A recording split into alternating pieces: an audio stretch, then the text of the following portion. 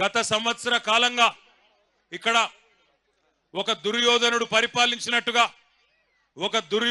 పరిపాలించినట్టుగా కౌరవుల రాజు దుర్యోధనుడు ఎట్లా అయితే దుర్మార్గాలు అరాచకాలు చేస్తా ఉంటాడో అట్లాగే మరి ఒక సంవత్సర కాలంగా ఇక్కడ ఒక కురుక్షేత్ర యుద్ధాన్ని తలపించే విధంగా ఇక్కడ జరుగుతున్న పోరాటంలో ఇక్కడ రేవంత్ రెడ్డికి ఆయన అరాచకాలకు ఎదురొడ్డి పోరాటం చేస్తున్న కొడంగల్ ఆడబిడ్డలకు అన్నదమ్ములందరికీ తల వంచి హృదయపూర్వకంగా నమస్కారం తెలియజేస్తా ఉన్నా.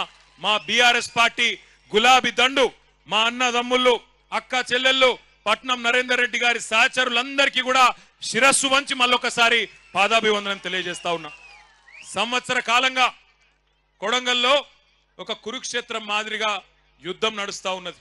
ఎందుకు 14 నెలల నుంచి మరి మీరందరూ ఆనాడు ఎంతో కొంత ఆశతోని మరి మా ఓడు ముఖ్యమంత్రి అయితే మా ఎమ్మెల్యే మా ప్రాంతం బాగుపడుతుందని చెప్పి ఓట్లేసి గెలిపించుకుంటే ఈ 14 నెలల్లో రేవంత్ రెడ్డి గారు ఎవరి కోసం పనిచేస్తున్నారో ఒక్కసారి ఆలోచన చేయండి. 14 నెలల పరిపాలన చూస్తా ఉంటే ఒక్క పని రైతుల కోసం చేసింది లేదు, ఒక్క పని మహిళల కోసం చేసింది లేదు, ఒక్క పని పెద్ద మనుషుల కోసం చేసింది లేదు, ఒక్క పని ఇక్కడ ఉండే యువత కోసం చేసింది లేదు. ఎవరి కోసం పనిచేస్తున్నాడంటే అనుముల అన్నదమ్ముల కోసం, ఆయన అల్లుని కోసం, అదానీ కోసం, బావ మరుదుల కోసం, ఆయన కుటుంబ సభ్యులకు 100,000 కోట్లు దోచుకోవడానికి ఇక్కడ భూములు గుంజుకోవడానికి మాత్రం బ్రహ్మాండంగా పనిచేస్తా ఉన్నాడు.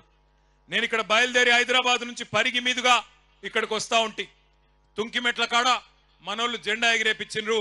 అక్కడ ఒక తమ్ముడు 2001 నుంచి ఉన్న ఒక తమ్ముడు చారి చచ్చిపోతే అక్కడ పోయి ఆ కుటుంబాన్ని పరామర్శించి కొంత ఆర్థిక సాయం చేసి ఇటు దిక్కు వస్తుంటే కోసిగి దాకా వచ్చేటప్పుడు మార్గ మధ్యంలో ఒక ఊరెదురొచ్చింది.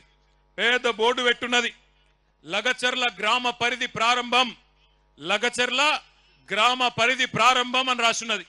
మరి అప్పట్లో రేవంత్ రెడ్డి చెప్పిండు కదా, ఇక్కడ మా కొడంగల్ భూములల్లా తొండలు కూడా గుడ్లు పెట్టాయి కదా అన్నాడు కదా. మరి నిజంగానే ఇక్కడ తొండలు గుడ్లు పెడుతున్నాయా లేవా అని నేను మా సబితక్క నరేందర్ రెడ్డి అందరం అక్కడ దిగి చూసినాం. ఇప్పుడు మీరు కావాలంటే పోయేటప్పుడు మీరు కూడా చూడొచ్చు. లగచర్ల గ్రామ పరిధి ప్రారంభం అని బోర్డు ఉంది. బోర్డు పక్కకే భూముల నిండా పచ్చని వరి పంటలు బ్రహ్మాండంగా మొత్తం ఇక్కడికెళ్ళి అక్కడ దాకా విస్తరించున్నాయి. మరి నేను అనుకుంటే ముఖ్యమంత్రి ఉండేవాడని అబద్ధం చెప్తాడా? ముఖ్యమంత్రి ఉన్నోడు ఎవరన్నా అబద్ధం చెప్తారా? తొండలు గుడ్లు పెట్టాయి కొడంగల్ భూములల్లా అన్నాడు. పెడుతున్నాయా? మరి తొండలు గుడ్లు పెడుతున్నాయా కొడంగల్ భూములల్లా? పెడుతున్నాయా? పెడతలేవా? పంటలు వండుతున్నాయా? కొంటుండా ముఖ్యమంత్రి పంటలు? బోనస్ ఇస్తుండా? కందులు కొంటుండా? రైతు బంధు వడ్డదా? మొన్ననే చెప్పే కదా ముఖ్యమంత్రి అబద్ధం చెప్తాడా? మీరు అబద్ధం చెప్తురు. ముఖ్యమంత్రి కోసుకొచ్చిండు. కోసుకొచ్చి ఏం చెప్పిండు? టకీ టకీ టకీ టకీ అట. మేము నిజమే అనుకుంటుమి. కోసుగిలా చెప్పిండు కదా, ఓట్లేసి గెలిపించిన వాళ్ళకి చెప్పిండు కదా, అబద్ధం చెప్తాడా అనుకున్నా నేను. టకీ టకీ మన పడతాయి అన్నాడు. టకీ లేదు, టుకీ లేదు, ఇప్పటిదాకా ఏది దిక్కులేదు. ఒక్కల కన్నా ఇక్కడ మొత్తం కొడంగల్లా రైతు బంధు పైసలు పడ్డోళ్ళు ఒకసారి శైలా పట్టుర్రి. రైతు బంధు పైసలు పడ్డాయా? ఒకసారి పడనోళ్ళు శైలా పట్టండి. ఒక్కసారి వెనకకు తిప్పండి అమ్మా, కెమెరాలు వెనకకు తిప్పండి దయచేసి. జర మంచిగా శైలా పట్టుర్రి. కెమెరాలు తిప్పురి తమ్మి. రైతు బంధు రానోళ్ళు చెయ్యూపురి అడ్డంకి ఇట్లా రాలేదు రాలేదు రాలేదు రాలేదు అని. రేవంత్ రెడ్డి కనబడుతుందా? రైతు బంధు రాలే. రుణమాఫీ కానోళ్ళు ఒక్కసారి శైలావట్టు. రుణమాఫీ జరగనోళ్ళు జరగలేదా? మీ కొడంగల్ కూడా స్పెషల్గా ఏం వేస్తలేడా టకీ టకీమని? లేవా? ఎక్కడ ఇవ్వలకేపోయినా కొడంగల్ మందం నూకుతుండేమో వెనకకెళ్ళి అనుకున్నా నేను. లేదా అది కూడా బోనస్ పడ్డదా టకీ టకీ టకీమని? ఆడబిడ్డలకు 2,500 వచ్చిందా టకీ టకీ టకీమని? రాలే. తులం బంగారం పడ్డదా టక్కు టక్కుమని? రాలే. స్కూటీలు వచ్చినాయా చెల్లె నీకు? స్కూటీలు రాలే. మరి ఎవలకేమిచ్చిండు 14 నెలల్లో? ఎవలకేమిచ్చిండు? ఏమిచ్చిండంటే ఒకటి మాత్రం బాగా ఇచ్చిండు. అల్లునికి కట్నం కింద లగచర్ల భూములు, అక్కింపేట భూములు ఇచ్చినందుకు మాత్రం సూటి పెట్టిండు. మా ఆడబిడ్డలు, గిరిజన ఆడబిడ్డలు ఒక్కసారి యాద్ చేసుకోండి. ఇంతకుముందు మా తమ్ముడు గోపాల్ నాయక్ వచ్చి చెప్తున్నాడు, హీరియా నాయక్ వచ్చి చెప్తున్నాడు నాకు, అన్న ఒక మాట చెప్పు, మా ఆడపిల్లలు లంబాడ ఆడపిల్లలు తాండ దాటి బయటికి కోరన్నా ఎప్పుడు అసొంటిది మంత్రులు పోయే ఢిల్లీకి మా ఊళ్ళని పోయేటట్టు చేసిండన్న రేవంత్ రెడ్డి, ఆ మాట చెప్పు అందరికీ అని చెప్పిండు. ఒక్కసారి యాద్ చేసుకోండి ఏం జరిగింది 14 నెలల్లో. మీ మీదికి బలవంతంగా ఇక్కడ అదాని కంపెనీ పెడతా అంటే, అల్లుడు ఫార్మా కంపెనీ పెడతా అంటే భూములు గుంజుకున్న తందుకు ఒక కుతంత్రంతోని రేవంత్ రెడ్డి ప్రభుత్వం మీ మీదికి వచ్చి ఆనాడు అధికారులు ఇక్కడికి వస్తే ఆ అధికారుల మీదికి మీరు మరలబడి అడిగినరు.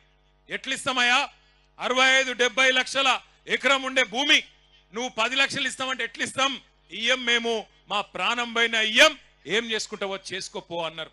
అంటే ఆ రోజు ఏమైంది, కలెక్టర్ మీద హత్యా ప్రయత్నం జరిగిందని చెప్పి రేవంత్ రెడ్డి గారు ఆయన ప్రభుత్వంలోని మంత్రులు కేసులు పెట్టి 70 మంది మీద కేసులు పెట్టి, అందులో కాంగ్రెస్ వాళ్ళు కూడా ఉండే నిరసన చెప్పిన వాళ్ళ కాంగ్రెస్ వాళ్ళనేమో కట్ చేసిండ్రు, బీజేపీ వాళ్ళని కట్ చేసిండ్రు, ఒక్క టిఆర్ఎస్ వాళ్ళని మాత్రం 40 మందిని మా సోదరుడు పట్నం నరేందర్ రెడ్డి గారితో సహా 40 మంది రైతులను ఆ రోజు సురేష్ ను గాని ఇంకా మా హీరియా నాయకును మా గోపాల్ ఇంకా చాలా మందిని, ఒకరిద్దరిని కాదు 40 మందిని సురేష్ తో సహా తీసుకొని పోయి జైల్లో పెట్టినారు.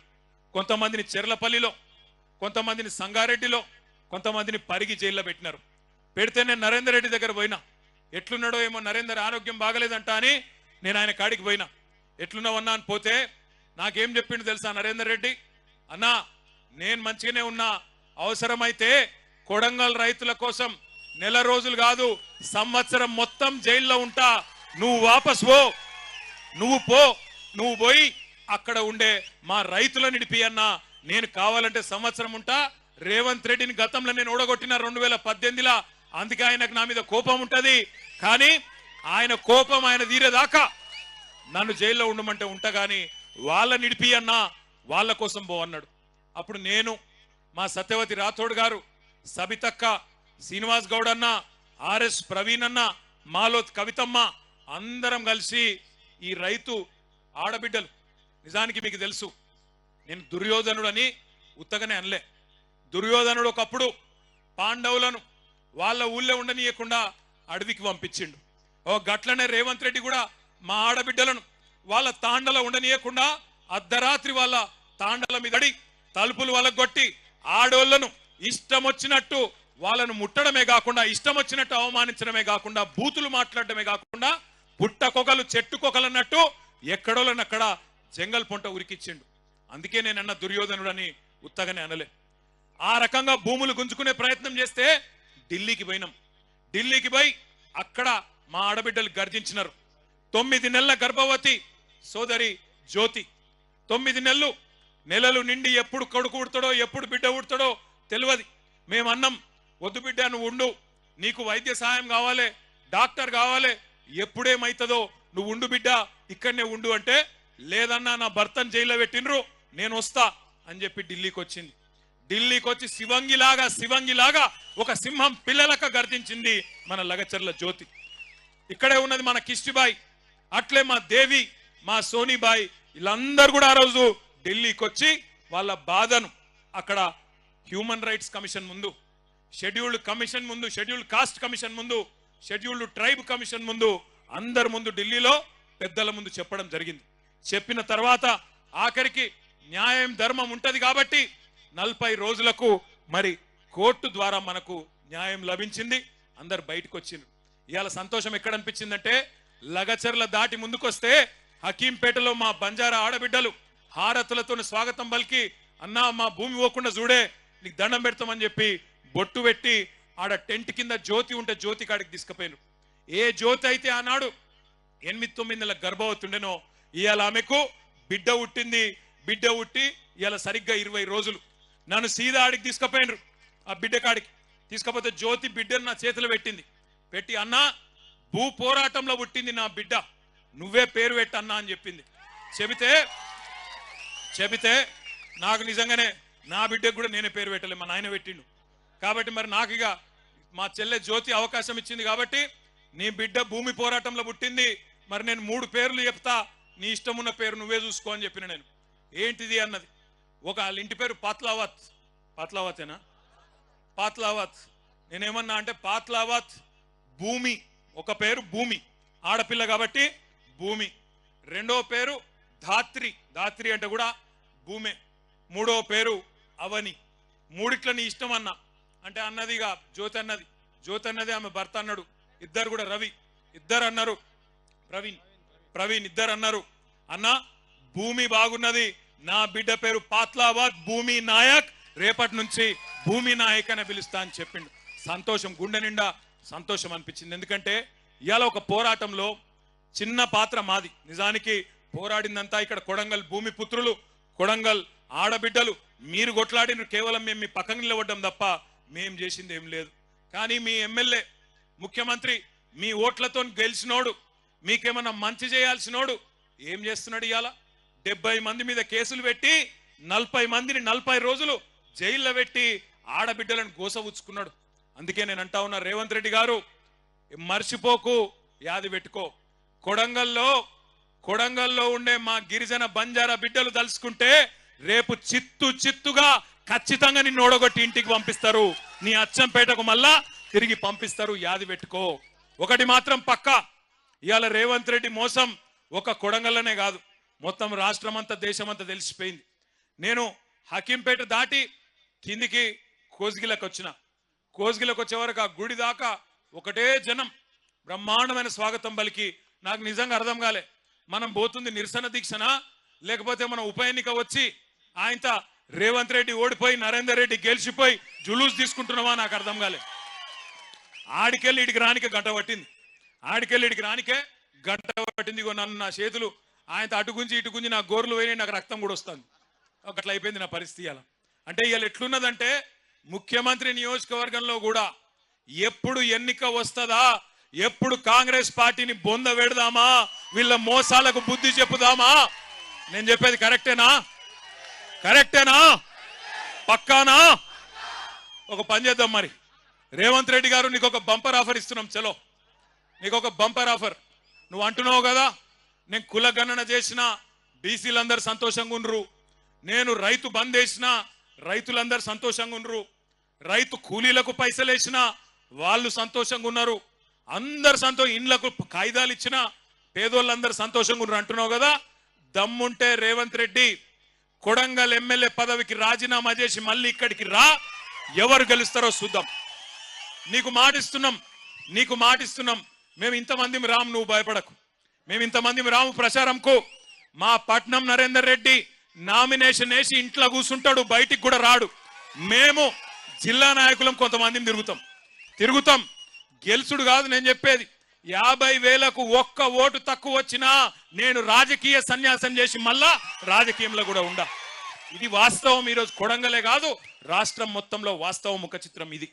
నువ్వేదో అడ్డిమారి గుడ్డి దెబ్బల ముఖ్యమంత్రి అయిపోయి ఇక ఇంతకంటే పెద్దవాడు లేడు ప్రపంచంలో అన్నట్టు ఏడబడతాడ భూమి గుంజుకుంటా, ఏది పడితే అది అబద్ధం చెప్తా, నేను ఇదివరకు చెప్పినట్టే 420 హామీలు ఇచ్చి మళ్ళా మోసం చేస్తా అంటే కుదరది.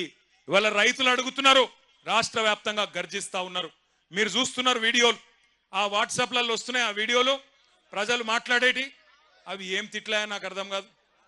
అవి ఏమన్నా తిట్లా? ఇంకోడు మనిషి అంటోడైతే బకెట్లో 2 మగులు నీళ్లు పోసుకొని దుంకి చచ్చిపోతుండే. ఇక రేవంత్ రెడ్డి కాబట్టి ఇక నడుస్తుంది, రేషం లేని బతుకు కాబట్టి నడుస్తుంది. నేను అంటున్నా, ఒక్కసారి ఆలోచన చేయండి. అవి ఏం తిట్లు? తెలుగు భాషలో గన్ని తిట్లుంటాయని కూడా తెలియదు నాకు. రకరకాల తిట్లు తిడతాను. భయం కూడా పడతలేడు ఎవడు. ముఖ్యమంత్రి అన్న భయం లేదు, ప్రభుత్వం అన్న భయం లేదు. గొట్టం పెడితే చాలు ఇక చెడ తిట్టుడు. అటు 7 తరాలు ఇటు 7 తరాలు తిడుతురు. దయచేసి తిట్టకండి. ఆయన ముఖ్యమంత్రి, పదవి కన్నా గౌరవం ఇవ్వండి. కానీ ఎన్నికల్లో మాత్రం ఈ మోసగానికి గట్టిగా బుద్ధి చెప్పండి. కాంగ్రెస్ పార్టీకి గట్టిగా బుద్ధి చెప్పండి. నేను ఎందుకంటున్నా అంటే ఉత్తగానే అంటలేను, కోపంతో అంటలేను. ఏమేం చెప్పిండు ఎలక్షన్ల ముంగట రైతులకు?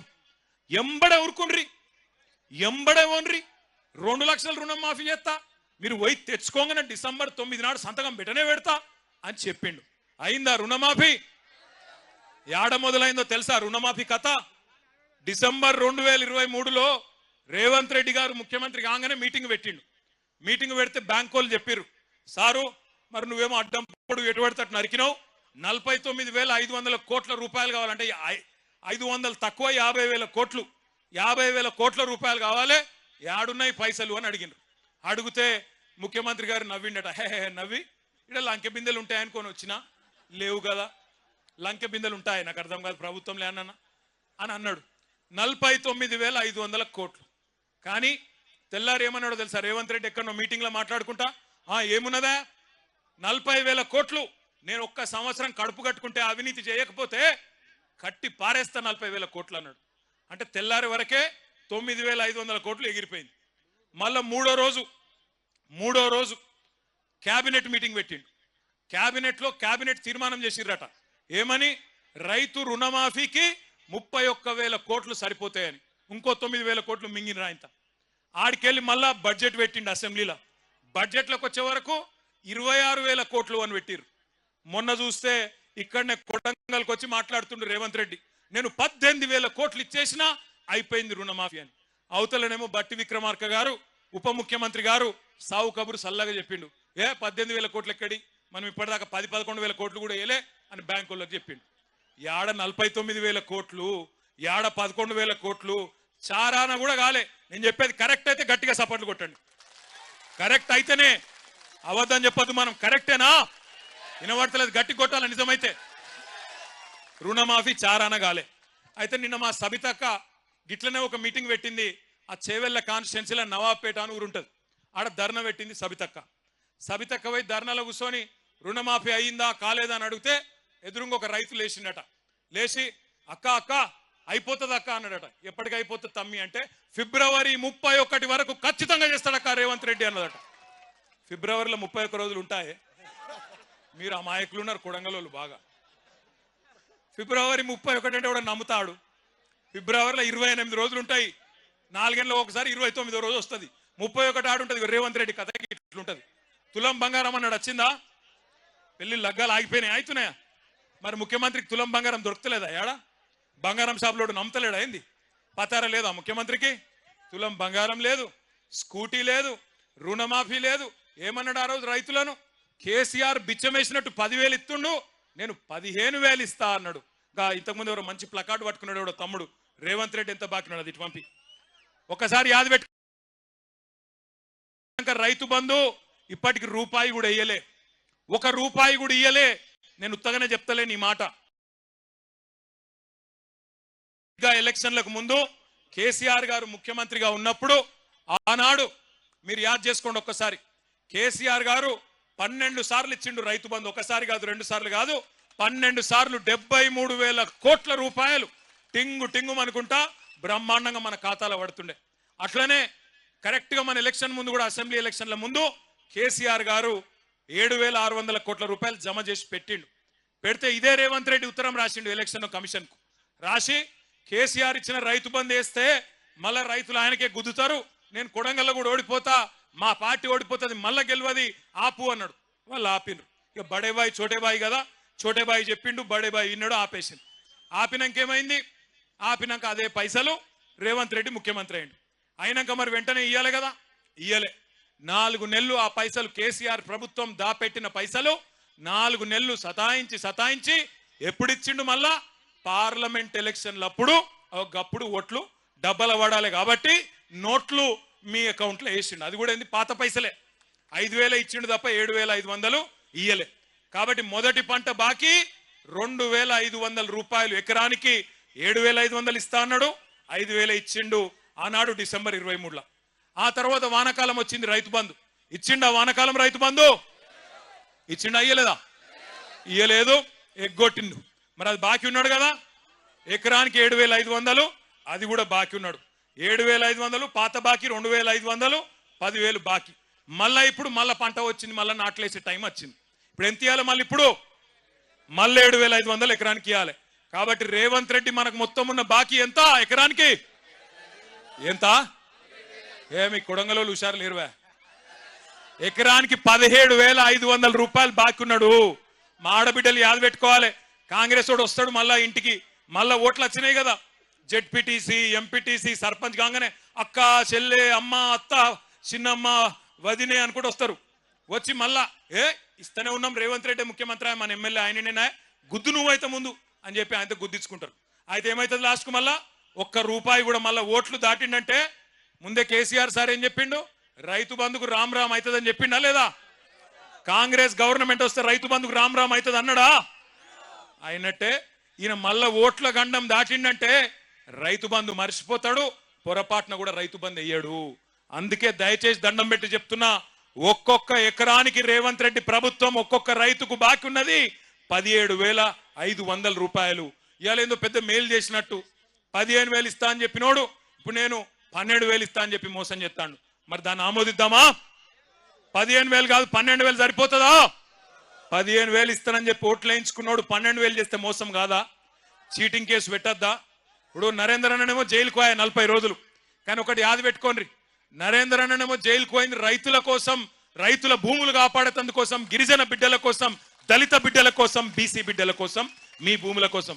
రేవంత్ రెడ్డి లెక్క 50 లక్షల రూపాయలు ఎమ్మెల్యేలను కొనతందుకు పోయి దొరికిపోయి దొంగ పని చేసి జైలుకు పోలే పట్నం నరేందర్ రెడ్డి. అందుకే నేను చెప్తున్నా, రేవంత్ రెడ్డి నీకు దమ్ముంటే, నీకు నిజంగానే సత్తా ఉంటే, నేను చెప్పిన మాటలు నిజం కాదు అని నువ్వు అనుకుంటే రాజీనామా చేసి కొడంగల్కు రా. మా పట్నం నరేందర్ రెడ్డి మా అభ్యర్థిగా వస్తాడు. ఎవరు గెలుస్తారో కొడంగల్ ప్రజలే తీర్పిస్తారో అనే మాట నేను విజ్ఞప్తి చేస్తా ఉన్నా. మీ అందరితో నేను ఇంకొక ప్రార్థన కూడా చేస్తున్నా. ఇక్కడికి వచ్చేటప్పుడు కంది రైతులు కొంతమంది కలిసిండ్రు. అన్నా, కేసీఆర్ సార్ ఉన్నప్పుడు కందులు ఎప్పటికప్పుడు కొంటుండే, మరి ఇప్పుడు మా జిల్లాల ఈ రోజు వరకు 4-5 కూడా పెట్టలే కందుల కొనుగోలు కేంద్రాలు. అందులో కూడా మళ్ళీ రేషన్ పెడుతున్నారు, 3 క్వింటాల్లే కొంటామంటున్నారు. చాలా తప్పన్నా చెప్పన్నా రైతులకు అన్నాడు. మరి మన కంది రైతులకు కూడా నేను విజ్ఞప్తి చేస్తా ఉన్నా. అద్భుతమైన కంది పండించే రైతులు మన కొడంగల్లో, మన పరిగిలో, మన వికారాబాద్లో, మన తాండూరులో, ఈ ప్రాంతంలో నారాయణపేటలో చాలా మంది ఉన్నారు. మీరందరూ ఆలోచన చేయాలా. మనని ఇలా తొండలు గుడ్లు పెట్టని భూములోని అవమానం చేస్తున్న ముఖ్యమంత్రి మనకు అవసరమా? ఆలోచన చేయండి. అట్లాగే ఇక్కడికి వస్తుంటే నాకు పెద్దలు కేసీఆర్ గారు ఒక మాట ఫోన్ చేసి చెప్పినారు. కేసీఆర్ సార్ దగ్గరికి ఈరోజు కొంతమంది వచ్చినారు, బ్రాహ్మణ సోదరులు, రజక సోదరులు. వాళ్ళందరూ పోయి సార్ని కలిసిండ్రు. అక్కడ కలిసి ఆ రజక సోదరులు చెప్తున్నారట, సార్ మీరున్నప్పుడు మాకు 200 యూనిట్ దాకా మాకు కరెంటు ఫ్రీగా వస్తుండే. ఇవాళ రాష్ట్ర వ్యాప్తంగా ఇటు దోబీలు కావచ్చు, రజక సోదరులు కావచ్చు, అటు నాయి బ్రాహ్మణ సోదరులు, మంగళ సోదరులు కావచ్చు, మా అందరికి మళ్ళా బిల్లులు ఇస్తున్నాడు రేవంత్ రెడ్డి ప్రభుత్వం. సంవత్సరం బకాయి అంతా కూడా కట్టుమంటున్నాడు. ఒక్కొక్కరు 40,000 కట్టాలంటుండు. యాడికెళ్ళి కట్టాలి సార్ అని చెప్పి వాళ్ళు అడుగుతా ఉన్నారు. ఉత్తమ్ కుమార్ రెడ్డి గారు మంత్రి, ఆయన సొంత నియోజకవర్గం నుంచి ఇవాళ రజక సోదరులు వచ్చి మన నాయకుడు కేసీఆర్ గారితో మొరబెట్టుకుంటా ఉన్నారు. అంటే ఎంత దారుణంగా ఉందో ఈ ప్రభుత్వం, ఆలోచన చేయాలి. నేను అసెంబ్లీలో కూడా అడిగిన రేవంత్ రెడ్డి గారిని, అయ్యా రేవంత్ రెడ్డి గారు నువ్వు పెద్ద పెద్ద మాటలు మాట్లాడుతున్నావు, రుణమాఫీ అయిపోయింది అంటున్నావు, నేను అద్భుతాలు చేసినా అంటున్నావు, ఏ ఊరికి పోదామో పోదాం పా అని అడిగిన. నీ సొంత ఊరు కొండారెడ్డిపల్లె పోదామా, లేదా నీ సొంత నియోజకవర్గం కొడంగల్లోని ఏ ఊరికి పోదామో పోదాం పా. ఏ ఒక్క ఊర్లోనైనా 100% రైతులు కింద రుణమాఫీ అయింది అంటే నేను అక్కడనే నా ఎమ్మెల్యే పదవికి రాజీనామా చేసి మళ్ళా కనవడ వెళ్ళిపోతా అని చెప్పిన. ఈరోజు ఒక్క ఊళ్ళో కూడా చారానకు మించి రైతు రుణమాఫీ కాలే. రైతు బంధు రాదు, రైతు రుణమాఫీ జరగదు, భూములు మాత్రం గుంజుకుంటారు. అదాని కోసం, అల్లుని కోసం, ఫార్మా కంపెనీల కోసం పేదవాళ్ల భూములు. నేను అడిగిన రేవంత్ రెడ్డి గారిని, లగచర్ల భూములు గుంజుకుంటున్నప్పుడు, మాడబిడ్డలను గోసబుచ్చుకుంటున్నప్పుడు నేను అడిగిన, అయ్యా రేవంత్ రెడ్డి గారు నీకు అంత ప్రేమనే ఉంటే, ఫార్మా కంపెనీలు తేవాలని ప్రేమ ఉంటే నీ సొంత భూములు ఉన్నాయి కదా, కల్వకుర్తి పక్కకు ఎల్దండలో భూములు ఉన్నాయి కదా, ఆ భూములలో పెట్టు. నువ్వు అంటున్నావు కదా 20 లక్షలు ఇస్తా హకీంపేట రైతులకని. 20 లక్షలు కాదు, మీదికెళ్ళి ఒక 5 లక్షలు మేము మా పార్టీ నుంచి ఇస్తాం, 25 లక్షలు నువ్వు తీసుకో, నీ భూములలో ఫార్మా కంపెనీలు పెట్టు అని చెప్పి మేము అడిగినాం. కానీ కుని లేదు, కని లేదు. ఇవాళ అదాని కోసం, అనుముల అన్నదమ్ముల కోసం ఇష్టం వచ్చినట్టు కొడంగల్ను వాడుకుంటా, ఇక్కడ ఆడుకుంటా అంటే ఇది నీ అయ్య జాగీరు కాదు, నీ తాత జాగీరు కాదు, గుర్తుపెట్టుకో రేవంత్ రెడ్డి అని చెప్పి హెచ్చరిస్తా ఉన్నాం. ఇక్కడ ఉన్నది యోగి గులాబీ జెండా ఉన్నంత కాలం, తెలంగాణ ప్రజలకు కేసీఆర్ ఉన్నంత కాలం ఎక్కడ అన్యాయం జరిగినా, అది కొడంగల్ కావచ్చు, ఇంకొకటి కావచ్చు, అక్కడ గద్దల్లాగా వాళ్తాం, మీ అందరికీ రక్షణగా ఉంటాం. ఎక్కడ ఎవడెవడు ఇలా కొడంగల్లో మా నాయకుల మీద కేసులు పెడతా ఉన్నారు. నిన్న రాత్రి ఈ మీటింగ్ కు రాకుండా ఉండేందుకు రైతు సోదరులు ఎక్కడికక్కడ కాంగ్రెస్ వాళ్ళు చికెన్ దావత్లు పెట్టిరాడు. చికెన్ దావత్ పెడితే మంచిగా తినూరి. రేపు మళ్ళా ఎలక్షన్లప్పుడు కూడా దావత్తులు అవి ఇవి మస్తుంటాయి. కొడంగల్ కదా, పైసలకేం తక్కువ ఉంటుంది. ఇక ఆడ ఈడ చంపుతున్న పైసలు ఉన్నాయి మస్తుగా రేవంత్ రెడ్డి కాడ. పైసలు ఇస్తే బరాబర్ తీసుకోండి, నేను అద్దంటలేను. కానీ ఓటు ఎవరికేయాలి? ఏ గుర్తు వినబడతలేదు? ఏ గుర్తు? వస్తున్నాయట జల్దీ జెడ్పీటీసీ ఎంపీటీసీ ఎలక్షన్లు వస్తున్నాయట. ఏ గుర్తు? ఎవరు కావాలి ముఖ్యమంత్రి? మళ్ళా ఎవరు? కేసీఆరేనా? గట్టిగా ఒకసారి జై కేసీఆర్, జై తెలంగాణ.